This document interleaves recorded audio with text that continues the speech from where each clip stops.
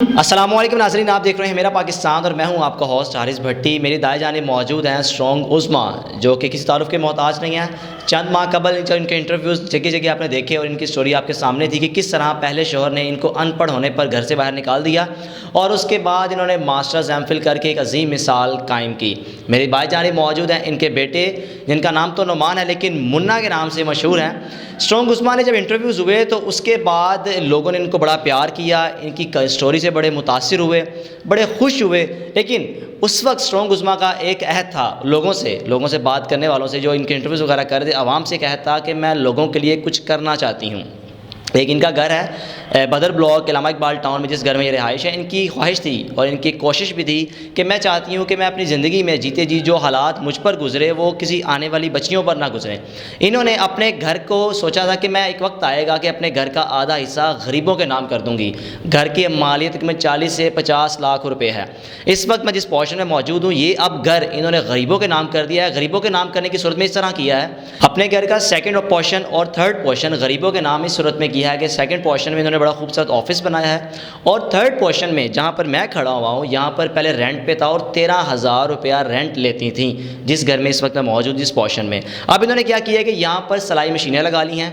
तकरीबन 20 बच्चियाँ 10 सुबह 10 शाम को डेली की बुनियाद पर सिलाई सीखा करेंगी और इसके साथ साथ फैशन मॉडलिंग सीखा करेंगी और साथ ही साथ पार्लर का काम भी सिखाया जाएगा। किस तरह ये खूबसूरत अमल माँ और बेटा लेकर चलेंगे, जानते हैं इन्हीं की ज़बानी। अस्सलाम वालेकुम जी वालेकुम अस्सलाम। उज़्मा आपी, आपकी पहली कहानी से बड़ा मुतासिर हुआ था, आंखों में आंसू आ गए थे कि किस तरह दर दर की ठोकरें खा के पार्कों में बैठकर आपने पढ़ाई की और एमफिल किया यूएमटी से।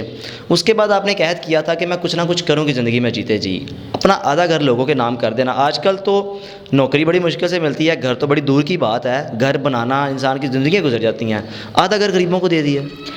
मैंने कहा कि मेरी ज़िंदगी का भरोसा कोई नहीं, क्योंकि किसी की भी ज़िंदगी का भरोसा नहीं है, अगली सांस का भी भरोसा नहीं। मैं चूँकि बीमार भी हूँ तो मैंने कहा हो सकता है ये घर अगर मैं गरीबों के नाम करूँ, एक तो जो लड़कियों का ख्वाब था कि मेरी तरह कोई रुले ना सड़कों के ऊपर, कोई इस तरह मेरी तरह ना रुले, वो पूरा हो जाए। और दूसरा शायद हो सकता है 1 गज़ की जो कब्र है वो थोड़ी सी मेरी खुली हो जाए, तो ये सौदा बुरा नहीं है कि अगर अपना घर दे के कब्र अगर थोड़ी सी आपको मिल जाए, आरामदेह हो सकता है, वो तो अल्लाह को पता है। मेन मकसद मेरा ये है कि जो लड़की है, मैंने जब पीछे मुड़ के देखती हूँ ना, तो वो दिन जब मुझे याद आते हैं तो अब भी मेरी टांगें कांप रही हैं, बिलीव करें आप। तो पता नहीं कितनी उज़्मा वेट कर रही होंगी कि कोई सिर्फ इतना ही कह दे कि मैं तुम्हारे साथ हूँ, तुम ये करो, बस इतना कह देना। यानी कि फाइनेंशियली आप किसी को नहीं तो हौसला ही दे दें। अगर आप किसी को हौसला देते हैं ना तो वो आगे से हौसला पकड़ के अपनी ज़िंदगी जी लेता है। ये मेरे बेटे का विजन था, मिशन मेरा था, विजन इसका था। आपको पता विजन जो होता है वो लॉन्ग टर्म बंदा सोचता है। इसने सोचा था, आपको पता, जब मैं सुसाइड भी करने लगी थी, इस बीमारी से तंग आ गई, इसने चैनल बनाया कि मामा इससे हो सकता है कभी इनकम आए तो हम वो वुमेन एम्पावरमेंट पे खर्च करेंगे। हो सकता है कोई लड़की आपके लिए दुआ करे, कोई माँ, कोई बहन, तो आप तंदुरुस्त हो जाए। बिल्कुल बिल्कुल। बेटे ने आपको मशवरा दिया कि चैनल बनाएं, और नाज़रीन आपको एक बड़ी दिलचस्प बात बता चलूँ कि जो इनका चैनल है स्ट्रॉन्ग उज़्मा, आप हैरान होंगे कि अपने चैनल की 70% अर्निंग इनकी गरीबों में जाती है। 70% अर्निंग आप सपोज करें, अगर महीने के 50-60 हज़ार भी आ रहा है तो 40-45 हज़ार गरीबों में जा रहा है। ये सारा कुछ, लोग तो पैसों की हवस ही बड़ी है लोगों में, पैसा जोड़ते हैं, उसको पैसे को पीर मानते हैं। किस तरह आपने इतना बड़ा दिल कर लिया कि मैं लोगों में बांट दूँ? इसलिए कि हारिस भाई, जब मैंने अपनी ज़िंदगी देखी ना, मैं एक रुपये को तरसती थी कि मेरे पास 1 रुपया हो तो मैं वैन का किराया जमा करके लगा के चले जाऊँ, नहीं होता था।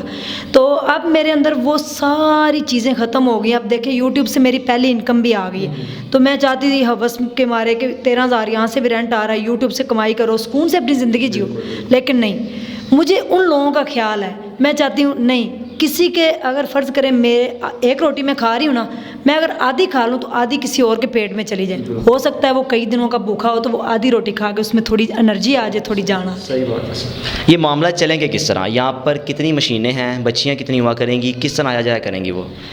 इसके लिए जो लोग इकबाल टाउन बदर ब्लॉक में, मेरे एरिया में सब्ज़ाजार हो गया, मरकज़ार कॉलोनी, मुल्तान चुंगी, ठोकर से लेकर जितने भी, यानी कि वो वैन का किराया बहुत थोड़ा होता है, वो आगे फॉर्म फिल करें। एडमिशन कई हो गए हैं, कई अभी हो रहे हैं। टोटल हमने 20 लड़कियां भी रखी हैं। ये आपको 20 मशीनें नज़र आ रही हैं। एक टीचर हमने हायर की है, 2 इसकी शिफ्ट होंगी, एक सुबह और एक शाम। 3 माह का ये कोर्स है। फ्री ऑफ कॉस्ट है। गरीब यतीम बेवा लड़कियां फ्री सीख के जाएंगी। जब एक प्रोफेशनल टेलर बनेगी तो उसको थोड़ा कैश और साथ एक सिलाई मशीन गिफ्ट की जाएगी। सुभान अल्लाह। मामला चला कौन रहा है? क्योंकि बेसिक चीज़ लोगों के ज़हन में सवाल आएगा कि एक खातून होते हुए आप किस तरह कर सकती हैं। ऑब्वियसली पीछे कोई लोग होंगे जो आपको फंडिंग करते होंगे, कुछ लोग जो आपके साथ जुड़े हुए हैं। कौन कौन लोग हैं और ये किस तरह सारा चलता है? मेरे साथ मैंने अपना ये घर दिया है, यानी कि जब ये फाउंडेशन चाहेगी ना, जितने भी मेंबर हैं वो इसको सेल आउट करके अपने पैसे ले सकते हैं। फ़र्ज़ करिए 40 लाख का बिकेगा ना, तो 20 मेरा 20 वो ले जाएंगे। जी मैंने दे दी। और मेरे साथ कुछ लोग जुड़े हैं, 3-4 लोग हैं। किसी ने ये मशीनें भेजी हैं, किसी ने ये चेयर्स भेजी हैं, किसी ने पंखे, किसी ने, यानी कि मैं मज़े की बात बताऊँ कि एक बूढ़े से अंकल थे, 90 ईयर्स उनकी एज है। उनकी मुझे कॉल आई, उनकी आवाज़ काँप रही थी, तो उन्होंने कहा मैंने आपको 1000 रुपये जैज़ कैश भेजा है इस फाउंडेशन के लिए। ये जज्बा देखें आप, उनका वो 1000 मुझे 1 करोड़ के बराबर लगा। बिल्कुल। आपकी कहानी सुनकर मुझे वो ईटी साहब की स्टोरी याद आ गई कि अपना घर बेचकर पहली एम्बुलेंस ख़रीदी थी। और मैं चाहता हूँ, बड़ी बड़ी बात है कि ईटी साहब जिस तरह अपने अमल को लेकर चले थे, और उस्मा साहिबा ने भी अपने घर से शुरुआत की है, अपने घर से इस मामला को लेकर चली गई, अपने आधा घर गरीबों का नाम कर दिया। आगे क्या प्लान्स हैं, किस तरह चलते रहेंगे सारे मामला? इंशाल्लाह यहाँ से लोगों को कर्जा हसना दिया जाएगा विदाउट इंटरेस्ट। ये बहुत बड़ा प्रोजेक्ट है, छोटा नहीं है। विदाउट इंटरेस्ट लोगों को कर्जा हसना दिया जाएगा इजी इंस्टॉलमेंट पे, ठीक है। उनको कारोबार अपना करें। दूसरा, सिलाई का कोर्स होगा, फैशन डिज़ाइनिंग का कोर्स होगा और ब्यूटिशियन का कोर्स होगा यहाँ पे। और तीसरी बात, लोगों में राशन भी तकसीम किया जाएगा। सुभान अल्लाह। मुन्ना यार, बच्चों को तो होता है कि मैं आवारागर्दी करूँ, बस पढ़ाई करके घूमूं फिरूं। वालना के इतने बड़े मिशन को लेकर चल रहे हो, ये छोटी सी उम्र में इतना ख्याल किस तरह आया? कहाँ से मोटिवेशन मिली कि ज़िंदगी को लोगों के लिए वक्फ कर दें?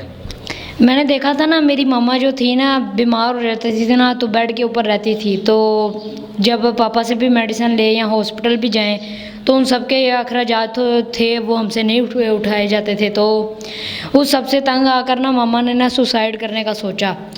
तो जो हमारे बाहर जो बिजली का लगा हुआ बोर्ड, उसके अंदर हाथ डालने लगी, तो मैंने फ़ौरन रोका, उनको अंदर लाया, पानी पिलाया।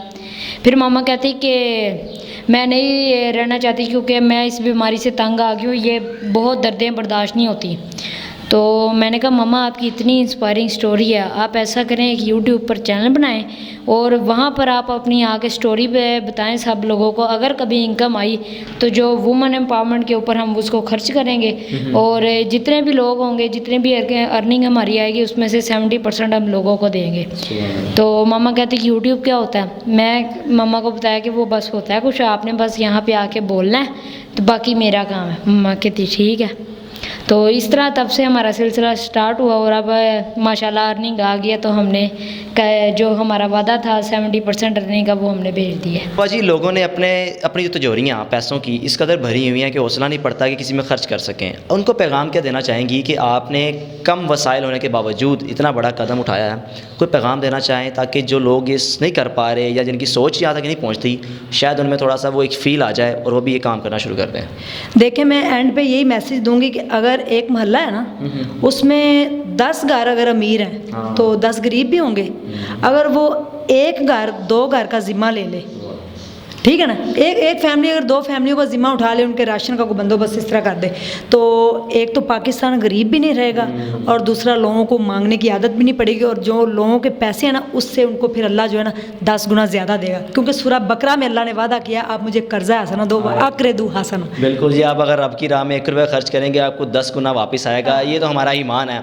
और आखिर पैगाम इनका ये था कि अगर मोहल्ले में अगर मिसाल के तो 20 घर भी हैं, 10 घर गरीब है, 10 अमीर है, अगर एक घर जो गरीब घर का अगर ले जिम्मेदारी ले ले कि भाई हमने 10 घर वालों ने 10 घरों की जिम्मेदारी ले ली है, तो आप ये ख्याल सोचें कि उस घर में राशन भी होगा, जो 10 घर वाले खा रहे हैं वो भी वही खाएंगे। तो बड़े खूबसूरत तरीके से हम गुर्बत पे काबू पा सकते हैं। देखते रहिए मेरा पाकिस्तान। अल्लाह हाफ़िज़।